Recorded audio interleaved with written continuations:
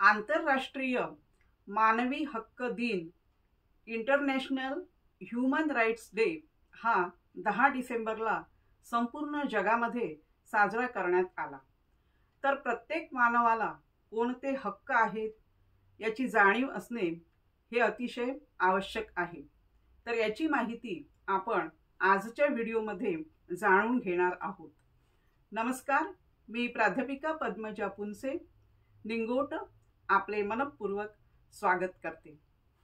संयुक्त राष्ट्र संघटनेच्या जाहीरनाम्यानुसार 1948 पासून 10 डिसेंबर हा दिवस मानवी हक्क दिन म्हणून संपूर्ण जगभरामध्ये साजरा करण्यात येतो। मानवी हक्क हे मूलभूत आणि नैसर्गिक हक्क आहेत। हे हक्क प्रत्येक मानवाच्या विकासासाठी अत्यावश्यक आहेत। हे हक्क कोणालाही आपल्यापासून हिरावून घेण्याचा अधिकार नाही। तर हे मानवी हक्क अबाधित राहण्यासाठी आणि प्रत्येक मानवाला सन्मानाने जगता यावे यासाठी 10 डिसेंबरला संपूर्ण जगभरामध्ये आंतरराष्ट्रीय मानवी हक्क दिन इंटरनॅशनल ह्यूमन राईट्स डे साजरा करण्यात येतो। मानवाधिकार हे वंश, लिंग, राष्ट्रीयत्व, भाषा, भेद, रंग, वय असा कोणताही भेदभाव न करता प्रत्येक मानवासाठी अंतर्भूत आहेत। तर नुकताच 10 डिसेंबरला नवी दिल्ली येथील विज्ञान भवनातील राष्ट्रीय सभागृहात हा कार्यक्रम साजरा करण्यात आला।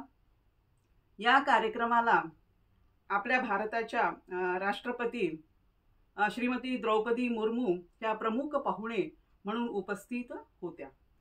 तर हा मानवी हक्क दिन जो असतो या दिवशी संपूर्ण जगामध्ये एक थीम देण्यात येते।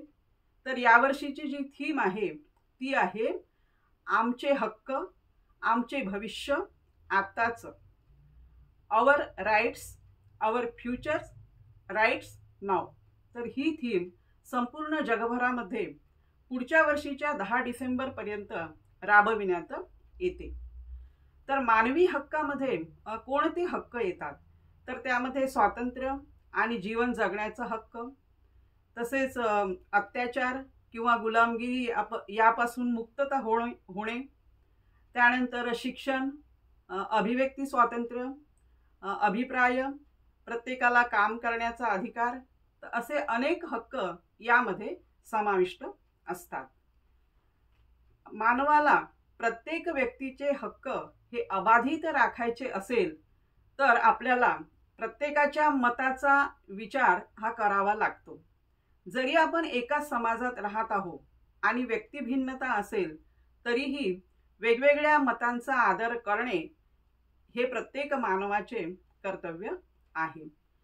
म्हणजेच लेट्स ॲग्री टू डिसॲग्री, चला असहमत होण्यास सहमती देऊया, या उक्तीनुसार आपल्याला प्रत्येक मानवाच्या हक्काचे नियमन करणे हे जरुरी आहे आणि प्रत्येकाच्या हक्काचा आदर करणे हे सुद्धा जरुरी आहे।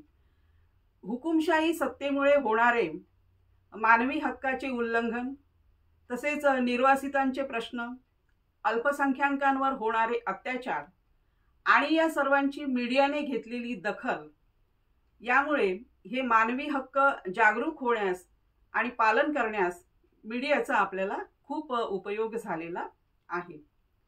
संयुक्त राष्ट्र संघटनेच्या घोषणापत्रातील अनुच्छेद 15 मधील असं आहे की no one shall be subjected to cruel, to torture, inhuman और डिग्रेडिंग ट्रीटमेंट और पनिशमेंट। याचा अर्थ असा की कोणत्याही छळाची, अमानुष, क्रूर किंवा अपमानास्पद वागणूक किंवा शिक्षा दिली जाऊ नये। तर हे यासाठी की आजकाल आपण बघत आहोत की सोशल मीडियावर ट्रोलिंग त्यानंतर रॅगिंग, हे प्रकार म्हणजे अशा विकृत संकल्पना खूप सुरू आहेत.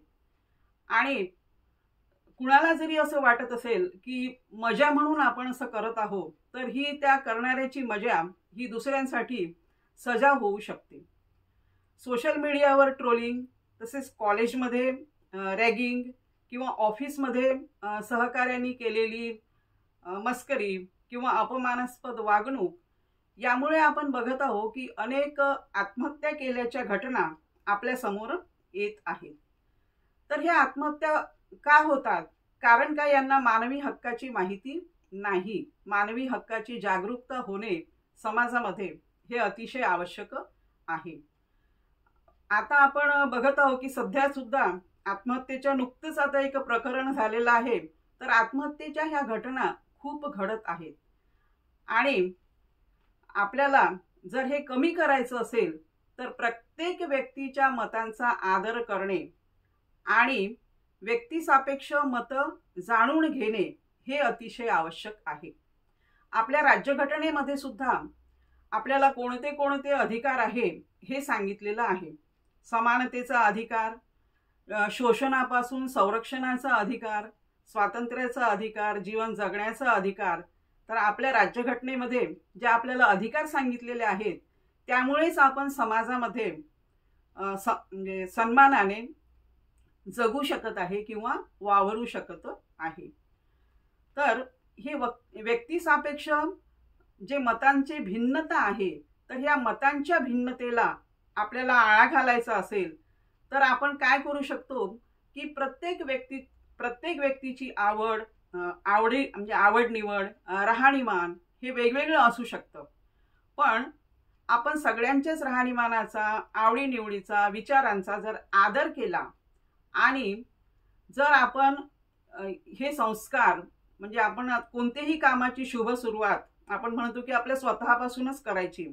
जर आपण आपल्या स्वतःपासून, आपल्या घरापासून, फॅमिलीपासून, तसेच शाळा, महाविद्यालय, सामाजिक संस्था अशा ठिकाणी जर आपण या संस्काराची पाळेमुळे रुजविली आणि कोणकोणते मानवी हक्क आहे याबद्दल समाजामध्ये जागरूकता निर्माण केली, तर या संस्कारामुळे काय होईल की सुजाण नागरिक ही जी कल्पना आहे ती आपली पूर्णत्वास येऊ शकते.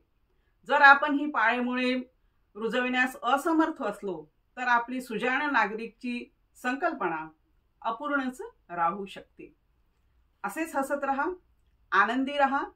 पुन्हा भेटूया माहितीपूर्ण व्हिडिओ सोबत. तोपर्यंत नमस्कार.